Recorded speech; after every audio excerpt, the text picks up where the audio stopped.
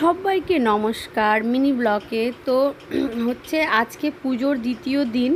তো আমি ব্লগটা মানে এখান থেকে শুরু করলাম। আর হচ্ছে তোমরা দেখতেই পাচ্ছ কি কালকে সাজানোটা এখনও আছে। তো আমরা 3 দিন পর খুলবো, 3 দিন পর খোলার নিয়ম। আর গণেশ ঠাকুরটাও 3 দিন পর আমরা উপরে তুলে দেব আর ঘরটা আমরা বিসর্জন করব। তো দেখতে পাচ্ছ এখানে দাদা সকাল সকাল এসে পুজো করেছে ঠাকুরকে। তারপরে আমাদের কিন্তু প্রচণ্ড খিদে পেয়েছিল, যেহেতু কালকে খাটাখাটনি ছিল, তার মধ্যে খাওয়া দাওয়া সেরকম ছিল না। তারপরে হচ্ছে আমি বললাম দাদা মুড়ি নিয়ে আসো, তো দাদা মুড়ি নিয়ে এসেছিলো, চানাচুর নিয়ে এসেছিলো, আবার হচ্ছে পাঁচমিশালি ভিজানো নিয়ে এসেছিলো, ভিজাটা। আর এদিকে পুনম শশা কাটছিল আর গাজর কুচি করা ছিল। সবাই মিলে মুড়িটা খেলাম, সত্যি মানে মনটা ভরে গেল, ঝাল ঝাল করে খাওয়া হয়েছিল।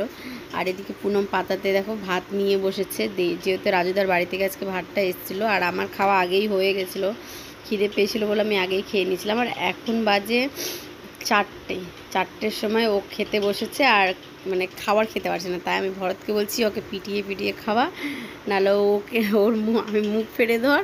আর ও মানে খেতেই চায় না, যে কোনো খাবার ও খেতেই চায় না, তার জন্য এগুলো প্রবলেম। তারপরে সন্ধেবেলা বাড়ি চলে আসলাম, তাড়াতাড়ি আজকে বাড়ি চলে এসেছিলাম, শরীরটাও ভালো ছিল না।